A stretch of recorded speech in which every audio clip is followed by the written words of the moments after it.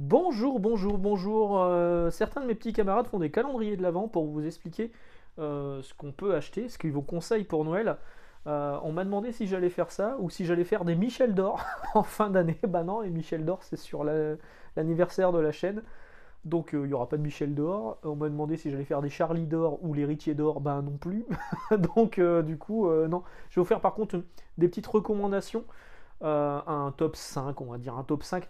Alors, je me suis basé sur les séries qui étaient en cours ou les récits complets qui sont sortis cette année en 2021 pour que vous fassiez un choix sur des trucs plus ou moins récents, parce qu'il y a des trucs quand même qui sont un peu plus anciens mais qui ont été réédités cette année et ça vaut le coup de les prendre quand même, afin que vous sachiez quoi acheter pour un fan de comics ou vous pouviez rajouter sur votre liste de cadeaux de Noël, parce que là on s'approche mine de rien de Noël, hein, faut quand même pas se le cacher. Alors, trois catégories: DC Comics, donc Urban Comics, Marvel, donc Panini Comics, et les indépendants, donc 404, je les cherche, Comics Initiative, j'en passe et des meilleurs. Qu'est-ce que j'ai oublié? iComics, évidemment, iComics Delcourt, enfin il y en a pléthore, il y en a de plus en plus des indépendants, et il y a franchement des trucs qui sont plutôt cool. Il y a des trucs qui reviennent une fois de temps en temps. Là, c'est le retour de Favom en 2022 chez Delcourt. J'en suis premier satisfait. Je vous en ferai une vidéo d'ailleurs, je pense, dès que j'aurai 5 minutes. Alors, on va commencer par DC Comics. Donc, chez Urban, publié en France chez Urban Comics. Donc, des récits qui sont sortis cette année en VF, mais que parfois moi j'ai en VO. Donc, je vais vous parler de 3 Jokers. Je sais que 3 Jokers, il a été très critiqué. Mais il faut partir sur le fait. Il faut pas s'attendre à une grosse révélation comme ça nous a été vendu, à savoir qui est le Joker. On nous avait vendu ça comme l'histoire définitive sur l'origine secrète du Joker dans le DC, dans l'univers DC. Non, vous n'aurez pas la réponse là-dedans. Par contre, c'est une bonne histoire. C'est une bonne histoire, c'est hyper bien dessiné par Jason Fabok. Franchement, les pages, c'est un régal, avec toujours ce style de gaufrier propre au récit habituellement d'Alan Moore, mais dont Geoff Johns, le scénariste, s'est approprié euh, la mise en page. Voilà, donc c'est vraiment hyper beau, hyper classe. Et donc là-dedans, il y a 3 jokers. On essaie de comprendre qui sont ces 3 jokers, lequel est le vrai joker. Et c'est une enquête qui a pris ses sources dans le New 52, les Justice League de Geoff Johns, dans l'univers du New 52, quand Batman s'était assis sur le fauteuil de je ne sais plus. Et il avait demandé l'identité du Joker, et le fauteuil lui avait répondu, le fauteuil de Mebius, je crois.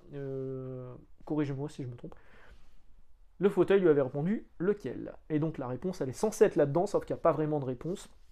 C'était un peu une réponse de Normand de la part de ce fauteuil magique. Mais ça reste une bonne histoire, avec un bon récit. Donc ça, c'est disponible en VF chez Urban Comics. Il y a plusieurs éditions avec des variantes cover. Moi, ça, c'est l'édition anglaise, américaine. Et il y a même une édition deluxe, introuvable maintenant, dans Urban Limited, à un peu cher. Et encore plus cher maintenant, parce que ça se trouve que d'occasion. Donc ça, c'est dans mon top 5 de cette année, paru chez Urban Comics, pour du DC Comics.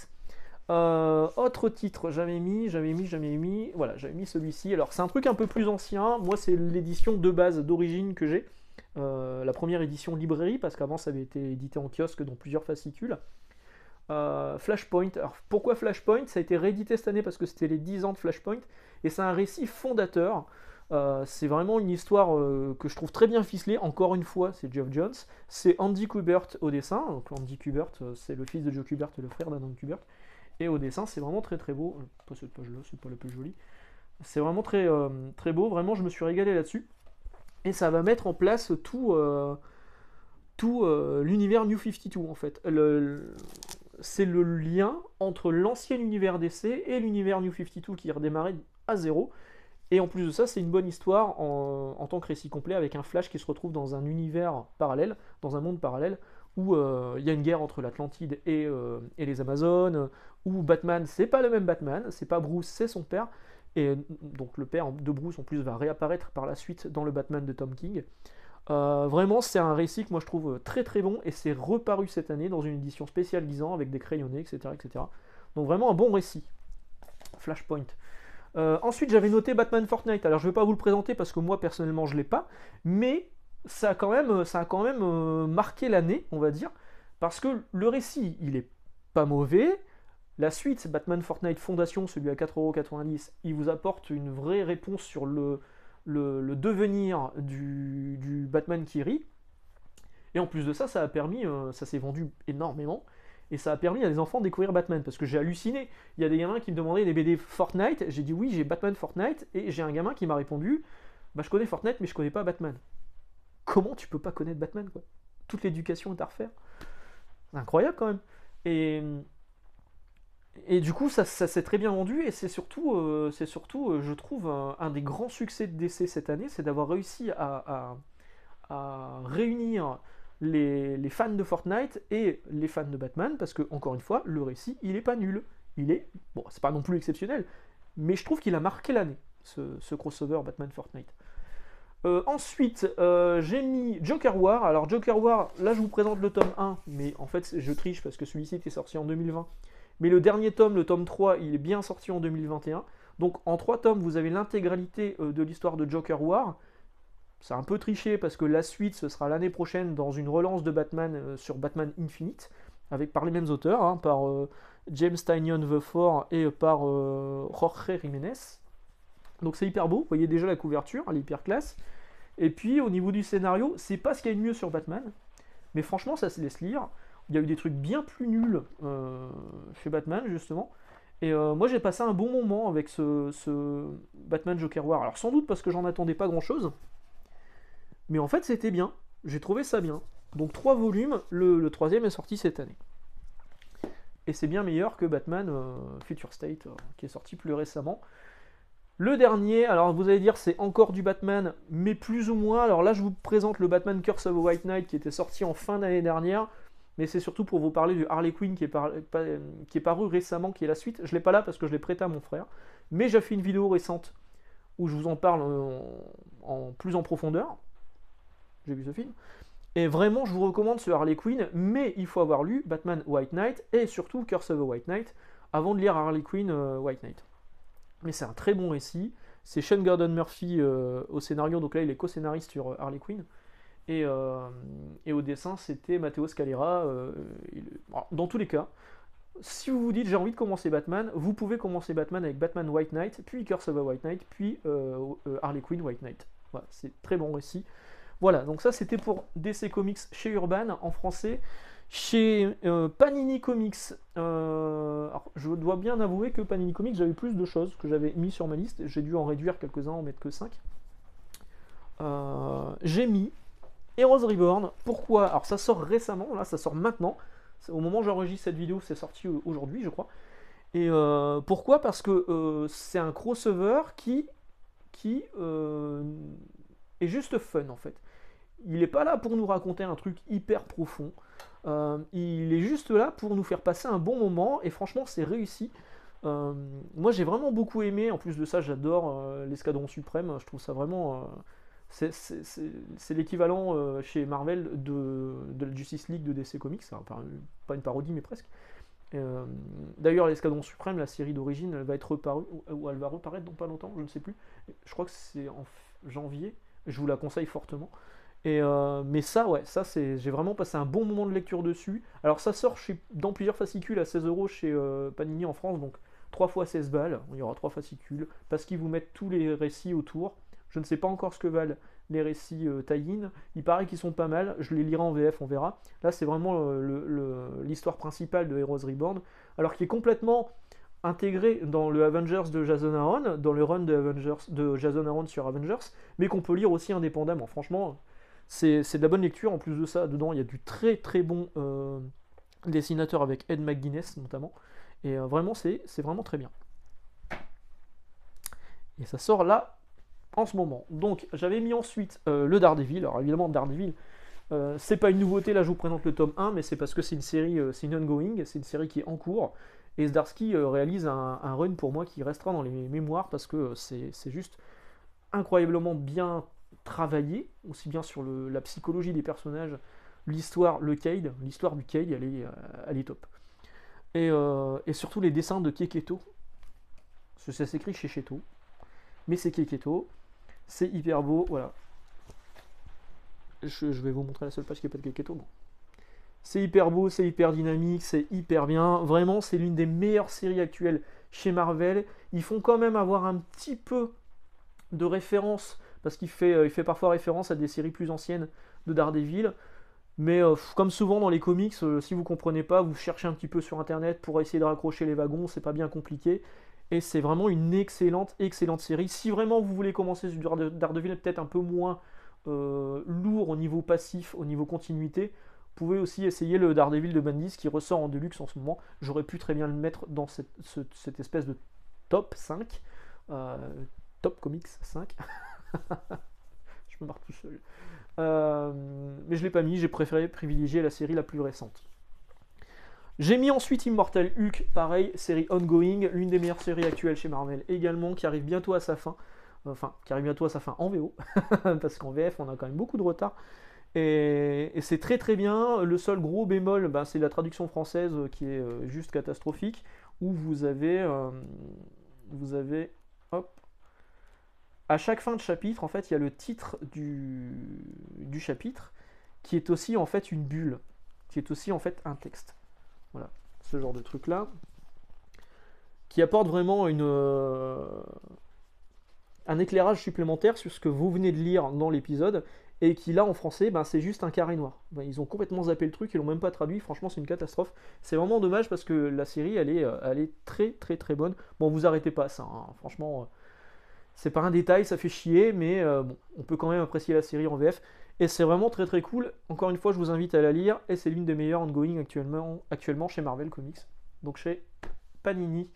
J'ai mis Alpha Flight, alors c'est beaucoup plus vieux effectivement, mais c'est l'intégrale, je crois que c'est la seule intégrale d'ailleurs que j'ai acheté cette année en VF, parce qu'Alpha Flight c'est culte, c'est vraiment très très bien, c'est du John Byrne et Chris Claremont, il y a un petit peu de Chris Claremont parce qu'il y a des épisodes d'X-Men dedans. Par contre, je vous ai fait une vidéo, je vous invite à aller regarder la vidéo sur Alpha Flight, la VF elle est juste nulle, avec le fameux catafalque, voilà, si vous voyez la vidéo vous voyez de quoi je parle. La VF est vraiment très mauvaise, mais la série elle est culte et elle est ressortie cette année. Et j'espère pouvoir lire le second intégral en 2022. Ensuite, une série plus récente, deuxième tome vient de sortir, le premier tome était à bas prix à 10€, franchement je vous le recommande. C'est scénarisé par Yang, par Scotty Yang, c'est dessiné par Humberto Ramos. Humberto Ramos, il est en très très grande forme là-dessus, c'est hyper beau. Et puis l'histoire elle est vraiment bien, donc ce sont des magiciens qui se retrouvent dans... il y a un petit peu de Spider-Man forcément à un moment, qui se retrouve dans une école, la Strange Academy, donc l'école du Docteur Strange, avec comme prof la sorcière rouge, magie des X-Men, etc. Et donc on va suivre ces adolescents dans leurs aventures à la fois à l'école et en dehors de l'école, et c'est hyper cool, c'est frais, c'est neuf, c'est très très bon, et c'est vraiment l'une des bonnes surprises que j'ai eues sur les nouvelles séries Marvel de 2020-2021, voilà. J'en ai terminé pour Marvel, j'aurais pu rajouter Beta Rebuild, mais bon, il fallait que j'en choisisse que 5, malheureusement, désolé. On va passer à l'indépendant. Alors l'indépendant, évidemment, je vous ai mis Invincible. Pourquoi ? Parce qu'Invincible était déjà sorti il y a quelques années chez Delcourt, ils ont tout sorti dans les fascicules à peu près équivalent à ça, mais en couverture dure. Personne ne les achetait.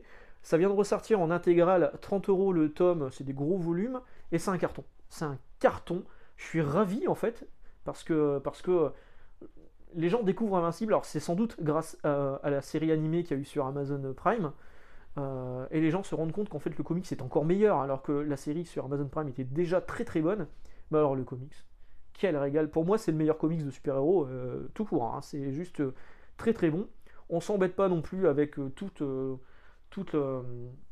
la continuité que vous avez chez Marvel, vous avez chez DC. C'est l'avantage des indépendants, hein, c'est que c'est souvent soit des récits complets, soit des séries qui sont auto-centrées, donc qui n'ont pas d'incidence sur d'autres séries en cours, et d'autres séries en cours n'ont pas d'incidence sur les séries comme Invincible. C'est vraiment très très bon, vraiment, encore une fois, je sais que ça fait depuis le début de la chaîne que je le dis, lisez Invincible, vous m'en direz des nouvelles, c'est vraiment très très bon. Fallait forcément que je le mette. La série, effectivement, elle n'est pas récente, mais les rééditions en Deluxe, c'est beaucoup plus actuel, et ça fonctionne, c'est un vrai régal à lire. Alors, ensuite, j'ai mis encore du Kirkman, vous allez me dire, effectivement, comme Invincible, mais cette fois avec Chris Samney au dessin. Chris Samney, hyper beau. Les pages, enfin, rien que cette page d'ouverture, là, c'est hyper beau. Donc, c'est un mec qui se retrouve au Tibet, qui apprend le kung-fu avec le pouvoir magique de la Dragon Ball, on va dire. Enfin, il fait un Fire Punch, pas un Fire Punch, un Hadouken comme dans Street Fighter 2, hein, il balance des boules de feu avec les mains. Et il y a un gros gap entre la fin de ce premier tome et le début du deuxième tome. Il y a un gap de plusieurs années. Et là, il a retrouvé sa famille, il a ses cheveux repoussés. Et puis, il va se faire de nouveau emmerder par des gens qui viennent aussi d'un temple qui cherche à récupérer le pouvoir qu'il avait. Enfin, vraiment, je vous invite à le lire. Je ne vais pas développer plus que ça, mais franchement, c'est très très bon. Et ça, c'est disponible en français chez Delcourt. C'est vraiment exceptionnel. À choisir, prenez plus Invincible. Mais si Invincible vous a plu et que vous voulez partir sur un truc qui soit peut-être un peu moins super-héros, Firepower, c'est une tuerie. Ensuite, qu'est-ce que j'ai mis? J'ai mis Jonah, évidemment, Jonah, chez 404 Comics. L'édition française, elle est en plus très très bonne avec cette jaquette, hop là, qui cache un poster en dessous, voilà. Alors ça se lit vite, encore une fois, ça se lit très très vite. Je l'avais déjà dit dans une vidéo. Mais c'est hyper bien adapté pour les plus jeunes comme pour les plus vieux, ouais, comme moi. C'est vraiment un très bon moment. C'est encore une fois Chris Samney, comme pour Firepower, et c'est hyper beau. C'est hyper beau, c'est très bien raconté. C'est l'histoire de cette petite fille qui disparaît pendant quelques années et dont la sœur, je vais y arriver. Donc la petite fille disparaît, sa sœur part à sa recherche, elle la retrouve quelques années plus tard. Elle est revenue à l'état sauvage. Elle fait vraiment penser à Sangoku quand il était plus jeune. Et elle combat des kaiju, donc des monstres géants. Jonah, c'est fortement recommandé, c'est pas très cher en plus, c'est 15€, franchement, achetez-le pour quelqu'un qui veut découvrir le comics ou quelqu'un d'assez jeune qui lit que du manga, vous pouvez pour qu'il essaye le comics, il peut essayer Jonah, franchement, c'est très bien. Ensuite, qu'est-ce que j'ai? J'ai Basketful of Heads, mais je ne l'ai pas ici. Voilà, je l'ai pas là. Du coup, ben, je vais pas le mettre. J'en étais combien? 3, 4, on est bon, ok. J'avais mis Basketful of Heads, finalement je vais pas le mettre, mais c'est un très bon récit d'horreur. J'ai mis Lock and Key chez iComics, alors ça c'est une édition qui n'existe plus en français, maintenant ils ont sorti une grosse intégrale, effectivement la série a quelques années maintenant, mais ils ont sorti un intégral là récemment en fin d'année, donc c'est pour ça que je l'ai mis dans la sélection 2021, où vous avez toute l'histoire de Lock and Key, l'histoire principale. Alors je le dis souvent, si vous avez aimé la série télé, lisez le comics, si vous n'avez pas aimé la série télé, lisez le comics. C'est tellement mieux que la série télé. Alors c'est parfois plus violent, effectivement, mais alors c'est tellement bien raconté. Le dessin de Gabriel Rodriguez, il est vraiment hyper beau. C'est écrit par Joe Hill, le fils de Stephen King. Vraiment, je vous recommande fortement Lock and Key. Effectivement, c'est une somme pour avoir l'intégrale d'un coup, mais les volumes séparés sont toujours disponibles si vous voulez juste tenter le premier tome. Et voilà, ça c'est très très bien, c'est disponible chez iComics. Dernier titre que j'ai mis dans ma sélection indépendant. Et là, pour le coup, on est vraiment sur de l'indépendant. Indépendant, hein, on n'est pas du tout sur le style super-héros comme on connaît. C'est la saga des Beaux Jeffries. C'est Comics Initiative. Ce sont des récits inédits d'Alan Moore qui ont été mis en image par Steve Parkhouse. Et pour le coup, c'est du comics, mais alors le style graphique, il est vraiment particulier. La mise en page aussi, vraiment particulière. C'est du noir et blanc. Ça fait plus franco-belge dans l'esprit. Ça fait plus... parfois un peu fluide glacial... dans l'humour un peu caustique. Moi parfois j'ai pensé à Heidi K en cherchant loin, hein. Mais vraiment j'ai beaucoup aimé la saga des Beaux Jeffries, et si vous cherchez quelque chose qui soit vraiment c'est du comics mais sans l'image qu'on a du comics, c'est-à-dire pas les super slips, pas les mecs qui volent, vraiment c'est de la bande dessinée, c'est de la vraie bonne bande dessinée scénarisée par Alan Moore, donc Alan Moore qui a quand même fait des titres assez cultes comme Watchmen, comme Killing Joke. Et donc là, on le retrouve sur un titre qui est complètement indépendant et que vraiment j'ai beaucoup apprécié. C'est chez Comics Initiative, ça coûte 22€. Et voilà, j'en ai terminé pour ma petite sélection. Alors, il peut y avoir plein de choses que j'ai oubliées ou que j'ai pas citées, mais que j'aime tout autant. Là, c'était vraiment ma petite sélection de Noël. Vous avez votre sélection chez DC Comics, donc les Super Slip, Batman, Superman, Wonder Woman. Chez Marvel, les Super Slip Avengers, Spider-Man, Thor, etc. Et les indépendants, alors Invincible, la saga des Beaux Jeffries, Lock and Key. J'aurais pu citer Walking Dead, mais Walking Dead, il n'y a plus tellement d'actu. Et voilà, sur ce, je vais vous souhaiter une excellente journée, d'excellente lecture, pour ces fêtes de fin d'année. Et je vous invite à mettre votre sélection à vous dans les commentaires, si elle est différente. De toute façon, tout le monde a son avis. Encore une fois, ça ne concerne que moi, hein, c'est mon avis, c'est pas non plus parole d'évangile. Mais voilà, donc encore une fois, excellente lecture, excellente journée, puis on se retrouve bientôt. Ciao!